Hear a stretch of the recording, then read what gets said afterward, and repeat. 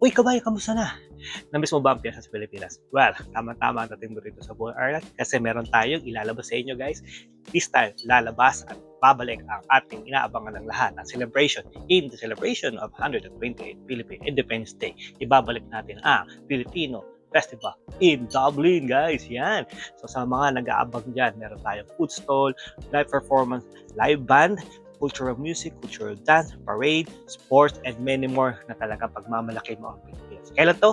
June 21, Sunday, okay, in Railway Union Sports Club in Sandymount, Dublin 4. So lahat ng detalyo, abangan nyo dito sa Boer Island, ilalabas natin lahat ng mabibigat, magagaling, at talagang mga magagaling na celebrity na aabangan nyo. Meron tayong celebrity, guys, kaya tandaan nyo, tutok lang dito, sabihin namin yung buong detalye soon.